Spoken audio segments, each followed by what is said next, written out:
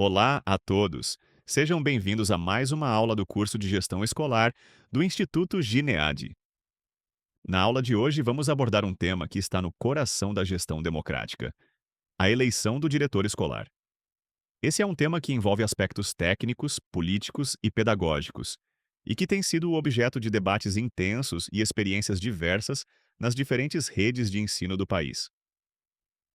Historicamente, podemos identificar diferentes formas de provimento do cargo de diretor escolar no Brasil.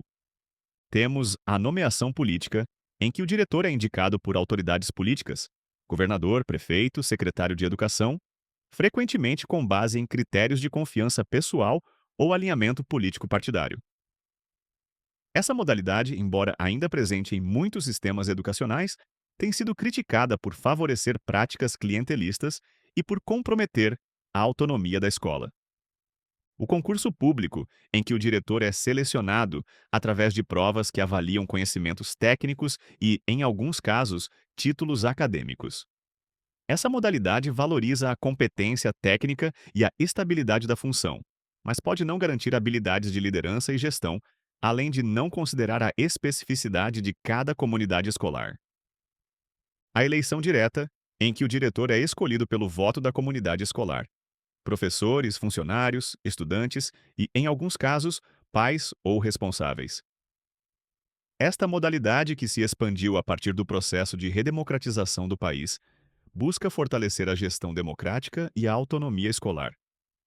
Os processos mistos, que combinam diferentes etapas, como uma seleção técnica prévia, prova, análise de currículo, certificação, seguida de eleição pela comunidade ou eleição seguida de formação específica para os eleitos. Esses modelos buscam conciliar competência técnica e legitimidade democrática. Temos ainda a escolha por competências, modalidade mais recente, em que os candidatos passam por um processo seletivo que avalia suas competências técnicas e comportamentais através de diferentes instrumentos: provas, entrevistas, dinâmicas, análise de portfólio, entre outros. Cada uma dessas modalidades tem potencialidades e limitações, e sua efetividade depende não apenas do modelo em si, mas do contexto político, institucional e cultural em que se insere, e dos processos que o acompanham. A eleição direta do diretor escolar, foco principal desta aula, tem suas raízes nas lutas pela democratização da educação brasileira durante o período de redemocratização, nos anos 1980.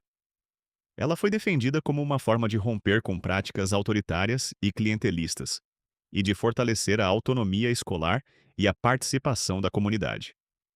A Constituição Federal de 1988 e, posteriormente, a LDB estabeleceram a gestão democrática como princípio do ensino público, mas não definiram explicitamente a eleição como forma obrigatória de provimento do cargo de diretor.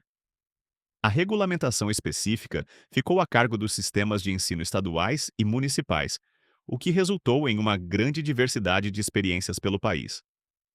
O Plano Nacional de Educação, PNE 2014 a 2024, avançou nessa questão ao estabelecer em sua meta 19. Assegurar condições, no prazo de 2 anos, para a efetivação da gestão democrática da educação, associada a critérios técnicos de mérito e desempenho, e a consulta pública à comunidade escolar, no âmbito das escolas públicas.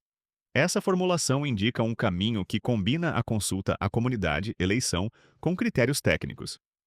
Vamos analisar algumas características, potencialidades e desafios dos processos de eleição de diretores escolares. As eleições diretas para diretor escolar geralmente envolvem as seguintes etapas. Etapa 1.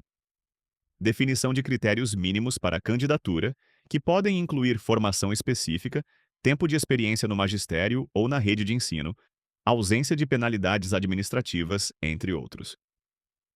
Etapa 2. Inscrição de chapas ou candidatos individuais, geralmente acompanhada da apresentação de um plano de gestão ou proposta de trabalho.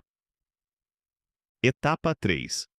Campanha eleitoral, com apresentação das propostas à comunidade escolar através de debates, reuniões, materiais informativos, etc. Etapa 4.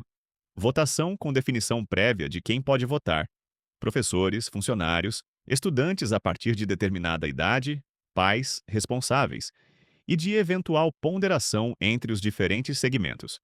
Etapa 5. Apuração e divulgação dos resultados, seguida de procedimentos formais de nomeação ou posse.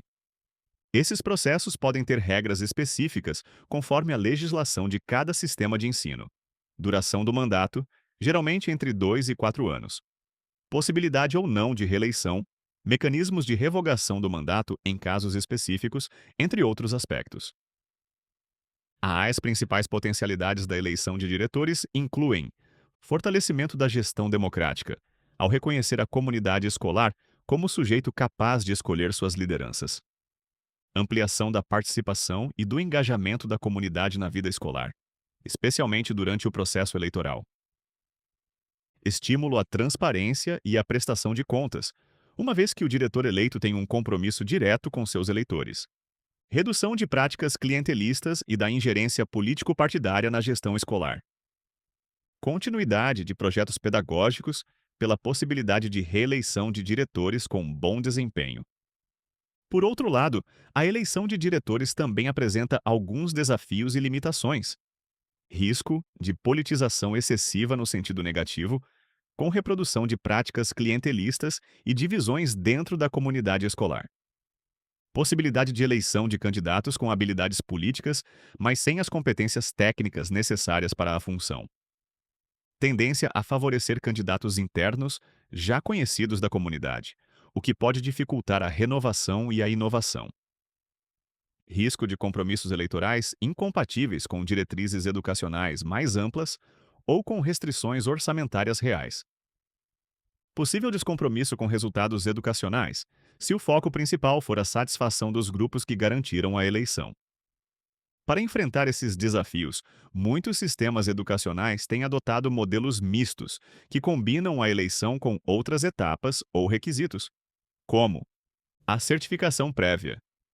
Os candidatos precisam passar por um processo de certificação que avalia conhecimentos e competências mínimas para a função. Seleção técnica seguida de eleição. Apenas os candidatos aprovados em uma etapa de seleção técnica, prova, análise de currículo, entrevista, podem participar da eleição. Eleição seguida de formação obrigatória. Os diretores eleitos precisam participar de programas de formação específicos antes ou durante o exercício do cargo. Avaliação periódica de desempenho. Os diretores eleitos são submetidos a avaliações regulares que podem determinar a continuidade ou não no cargo. Outro aspecto importante são os mecanismos de ponderação dos votos entre os diferentes segmentos da comunidade escolar. Alguns sistemas adotam o voto universal, cada pessoa um voto, enquanto outros estabelecem pesos diferentes para professores, funcionários, estudantes e pais, buscando equilibrar a representatividade de cada grupo. É fundamental que os processos eleitorais sejam regulamentados por legislação específica e conduzidos com transparência e imparcialidade. Comissões eleitorais representativas, regras claras sobre campanha, procedimentos de votação e apuração bem definidos são elementos importantes para garantir a legitimidade do processo. A experiência de diferentes redes de ensino tem mostrado que a eleição de diretores, quando bem implementada e acompanhada de outras políticas de fortalecimento da gestão democrática, pode contribuir significativamente para a qualidade da educação. No entanto, isoladamente, não é capaz de transformar a cultura escolar ou garantir uma gestão efetiva. Um estudo realizado pelo Instituto Nacional de Estudos e Pesquisas Educacionais, INEP, identificou que escolas com diretores eleitos tendem a ter maior participação da comunidade em instâncias como o conselho escolar e na elaboração do projeto político-pedagógico. No entanto, não encontrou relação direta entre a forma de provimento do cargo e os resultados de aprendizagem dos estudantes. Isso sugere que o mais importante não é apenas a forma como o diretor é escolhido, mas o conjunto de políticas e práticas que sustentam a gestão democrática e a qualidade educacional. Formação contínua dos gestores, condições adequadas de trabalho, autonomia real para essa escola, participação efetiva da comunidade nas decisões, foco na aprendizagem dos estudantes, entre outros aspectos. Alguns princípios podem orientar a implementação de processos eleitorais mais efetivos. Primeiro, Clareza sobre o perfil desejado para o diretor, considerando as competências necessárias para a função e as especificidades da escola. Segundo, definição de critérios técnicos mínimos para a candidatura, que garantam que os candidatos tenham formação e experiência adequadas. Terceiro, transparência em todas as etapas do processo, com ampla divulgação das regras, candidaturas, propostas e resultados. Quarto, participação efetiva de todos os segmentos da comunidade escolar, com mecanismos que garantam representatividade equilibrada. Quinto, apresentação de planos de gestão pelos candidatos que explicitem sua visão, objetivos e estratégias para a escola. Sexto, realização de debates e outros momentos de discussão que permitam à comunidade conhecer as propostas e perfis dos candidatos. Sétimo, articulação com outras políticas de fortalecimento da gestão democrática e da qualidade educacional. Oitavo, avaliação periódica do processo e seus resultados, com espaço para ajustes e melhorias contínuas. No Brasil, existem experiências diversas e interessantes de eleição de diretores escolares. Alguns estados, como Rio Grande do Sul, Paraná e Minas Gerais, têm longa tradição nesse modelo. Redes municipais como as de Porto Alegre, Belo Horizonte e São Paulo também desenvolveram processos significativos, cada um com suas particularidades. Um caso interessante é o do estado de Pernambuco, que combina seleção por competências com eleição pela comunidade escolar e contrato de gestão com metas específicas. Os candidatos passam por uma seleção técnica que avalia conhecimentos e competências, depois apresentam suas propostas à comunidade, que elege o diretor, e finalmente assinam um contrato de gestão, que estabelece metas de desenvolvimento educacional para a escola. Em Sobral, no Ceará, município reconhecido por seus resultados educacionais, o modelo combina seleção técnica, formação específica e avaliação contínua dos diretores. Embora não haja eleição direta, há mecanismos de consulta à comunidade e de participação em outras instâncias decisórias. É importante destacar que não existe um modelo único ou ideal de provimento do cargo de diretor escolar. O mais adequado é aquele que se alinha ao contexto específico do sistema educacional, às suas metas e diretrizes, à cultura local e às condições concretas de implementação, sempre respeitando os princípios da gestão democrática e da qualidade educacional.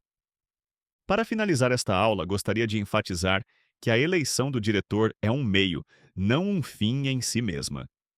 Seu valor está na contribuição que pode dar para construir uma escola mais democrática, participativa e comprometida com o direito à educação de qualidade para todos os estudantes. Como gestores e educadores, somos responsáveis por implementar e participar desses processos com ética, compromisso e visão estratégica, sempre lembrando que o objetivo final é garantir as melhores condições para a aprendizagem e o desenvolvimento integral de crianças, adolescentes, jovens e adultos em nossas escolas. Na próxima aula, vamos explorar o projeto político-pedagógico, PPP, como instrumento de gestão escolar. Até lá!